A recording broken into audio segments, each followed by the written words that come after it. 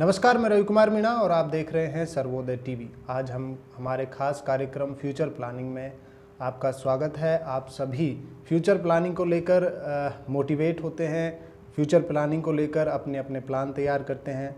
लेकिन इस बीच हमारे साथ चर्चा में मौजूद हैं फाइनेंशियल एडवाइज़र भारतीय जीवन बीमा निगम से विजय पटेल जी। उनसे बातचीत करेंगे कि किस तरीके से फ्यूचर प्लानिंग की जानी चाहिए, अपने आर्थिक सुरक्षा किस तरीके से की जाए, आर्थिक बचत किस तरीके से की जाए, जिससे आगामी जीवन अपना भविष्य वो सुरक्षित रख सके।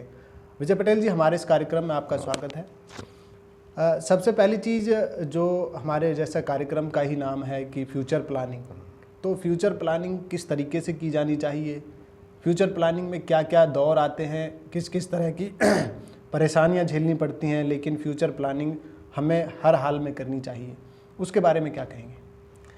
इसके लिए सर आपको बताना चाहेंगे कि फ्यूचर प्लानिंग के लिए आदमी हर तरह के चीज़ों को इकट्ठा करता है, प्रॉपर्टी, गोल्ड, हर चीज़, पैसा, लेकिन उस चीज़ों से जीवन का, फ्यूचर का हर चीज़ पूरा नहीं होता है जी। लाइफ में आपको बताना चाहेंगे कि 5 चीज़ें हमेशा अनिवार्य होती हैं जी।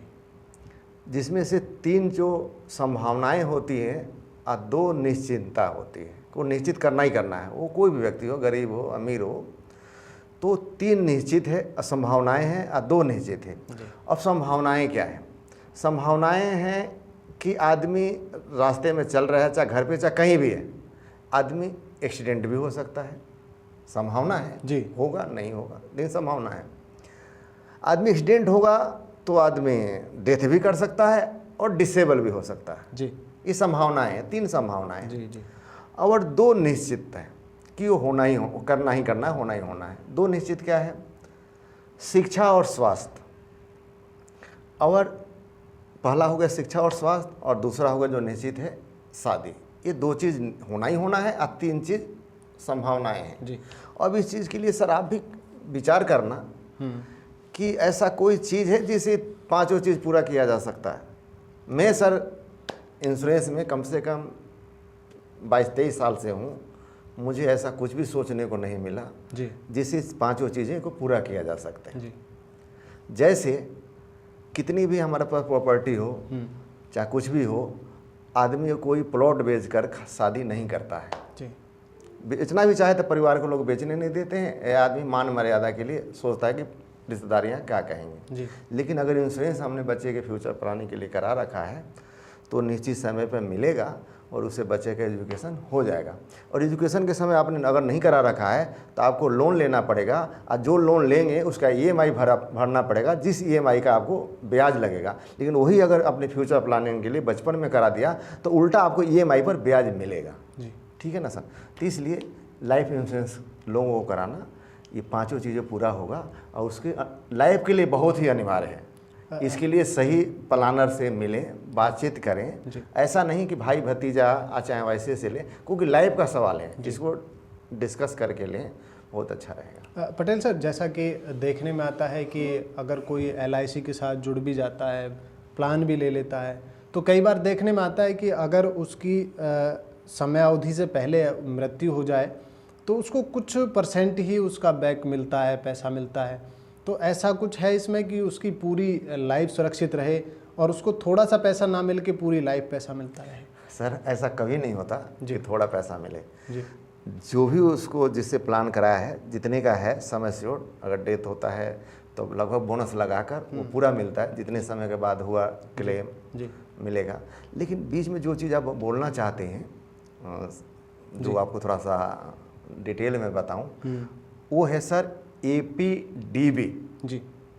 APDB जी। जो कि लगभग काफ़ी पुराने लोगों से बात होती है, शायद इसके बारे में लोगों को, एजेंटों को भी शायद नहीं पता, तो शायद पब्लिक को इसके बारे में क्या पता होगा। और काफ़ी गलतियां होती हैं। जैसे सर उदाहरण के तौर पे पहले तो APDB बता दें। APDB का मतलब है एक्सीडेंट परमानेंट डिसेबल बेनिफिट। जी। इसका फुल फॉर्म हुआ। जी। कई एजेंट क्या है कि उस फॉर्म में टिक नहीं करते हैं कि APDB दिया है नहीं दिया है। अगर दे भी दिया है, जब क्लेम हो गया जैसे एक उदाहरण के तौर पर सर समझाएं, जैसे कोई व्यक्ति 1 करोड़ का बीमा लिया और खुदा ना खास्ते कहीं उसका एक्सीडेंट हो जाता है। अगर एक्सीडेंट होता है तो जरूरी नहीं कि वो डेथ करे। जी। आदमी या तो बच जाता है या तो डिसेबल हो जाता, अपंग हो जाता है। वो आदमी अपंग हो गया। अपंग होने की स्थिति में एपीडीबी अगर उसको मिला हुआ है और एजेंट को ज्ञान है तो क्या करेगा, जो ज्ञानी एजेंट है, जानकार एजेंट है, कि उसका एक सर्टिफिकेट बनता है सीएमओ से, वो सर्टिफिकेट ब्रांच में जमा करेगा और पूरी फॉर्मेलिटी पूरी करेगा। उस स्थिति में उसका किस्त भरना बंद हो जाएगा सर जी। 1 करोड़ का जो किस्त लाखों रुपया जाता है जाना बंद हो जाएगा।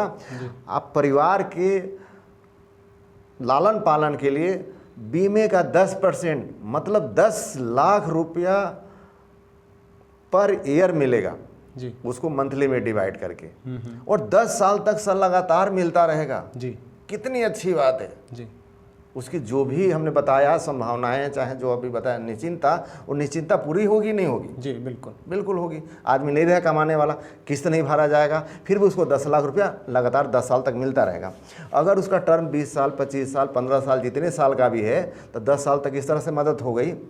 और जब टर्म पूरा होगा तो टर्म के हिसाब से जो भी उसको 2 करोड़ 2.5 करोड़ जो भी मिलना है वो फिर उसको मिलेगा। उससे वो परिवार पल भी गया, संभल भी गया और आगे भी बढ़ गया। देखिए, आपने बहुत अच्छी जानकारी शेयर की कि एपीडीबी जो है वो प्रत्येक फार्म में टिक मार्क किया जाना चाहिए। एजेंटों को भी काफ़ी अच्छी इससे सहायता मिलेगी। इसलिए आपके चैनल के माध्यम से जी हम आम पब्लिक को भी बताना चाहते हैं और एजेंट सुन रहे हों उनको भी बताना चाहते हैं कि इस चीज़ पर खास ध्यान रखें फार्म के समय भी।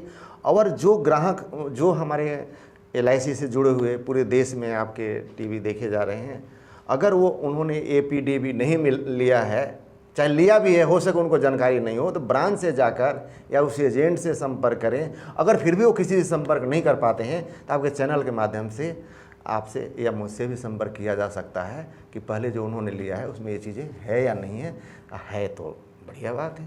पटेल सर, एक मानसिकता जो बनी हुई है भारतीय जीवन बीमा निगम या फिर जितने भी बीमा कंपनियां हैं उनको लेकर, एक सामान्य जो मानसिकता है कि केवल मृत्यु के पश्चात ही LIC का बीमे का पॉलिसी का लाभ लिया जा सकता है, तो क्या केवल इसका लाभ लेने के लिए मृत्यु ही एक जरिया है? सर, एपीडीबी बताने का मेरा मकसद क्या था जी? हमारा मकसद तो यही था, एक संभावना है, हुआ तो आदमी बच सकता है, बचेगा तो कमाएगा तो भरेगा। लेकिन अगर डिसेबल हो गया तो परिवार को मदद होगी। वो बेचारा बैठ के भी वो अपने आप को धन कहेगा कि हमने परिवार के लिए बीमा कराया था जिससे मेरा परिवार आज चल रहा है। तो जीते जी भी मिलता है सर। और कोई डिसेबल भी ना हो और पॉलिसी भी चलती रहे, पॉलिसी का मैच्योर होने के बाद उसको आजीवन पैसा मिलता रहे। हाँ, ऐसा प्लान है। अगर वो प्लानिंग करता है, आज हमारे नौजवान बच्चे हैं जो कि चाहते हैं कि भाई हम 10-15-20 साल तक हम प्रीमियम भर सकते हैं और आगे हमारे खर्चे से, मान लीजिए उदाहरण के तौर पर कोई 25-30 साल का इंजीनियर है और अच्छी सैलरी है और उस समय उसके छोटे छोटे बच्चे हैं, कोई खास खर्चा नहीं है, अगर वो 15 साल का प्लान ले लेता है जी, तो 15 साल के बाद ही बहुत अच्छा रिटर्न, माने समय से का दिया प्रीमियम कितना, जो भी उसका मान लो कि 1 करोड़ का बीमा लिया और 15 साल का टर्म लिया तो 8 लाख प्रीमियम बना जी, ठीक है जी। लेकिन उसका 8 लाख सेम डे से ही जुड़ने लगेगा समय श्योर में जी, ठीक है सर। तो ये बहुत अच्छी बात है। जैसे 15 साल पूरा होगा उसको प्रत्येक साल 8 लाख रुपया मिलना शुरू हो जाएगा। आज जो रिस्क कवर पार्ट है उधर भी जुड़ रहा था शुरू से ही, 15 साल के बाद भरना बंद हो जाएगा, उसके बाद भी जुड़ता रहेगा। कहने का मतलब समय श्योर बढ़ता रहेगा, रिस्क कवर का पार्ट बढ़ता रहेगा बगैर भरे, और इधर हमें 8% के हिसाब से हमें आजीवन पैसा मिलता रहेगा।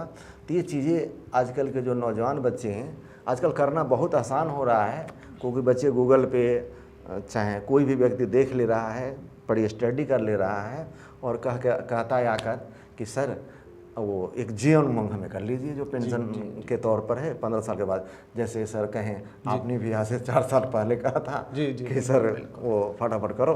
कहने का मतलब कि ये एक पेंशन के तौर पर, पेंशन के तौर पे नाम तो इसका जीवन उमंग है। हम दर्शक को भी जानकारी के तौर पे बता दो, नाम उसका जीवन उमंग है।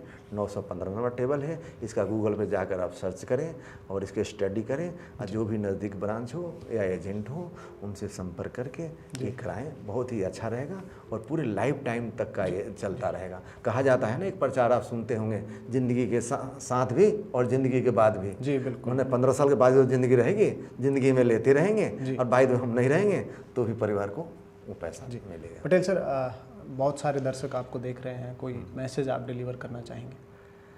सर मैसेज हम यही डिलीवर करना चाहेंगे कि आपकी आमदनी जितनी भी है जी, उसमें से ज़रूर बचत करें। जैसे सर हम एक उदाहरण के तौर पर थोड़ा समय लूँगा, बताना चाहूँगा।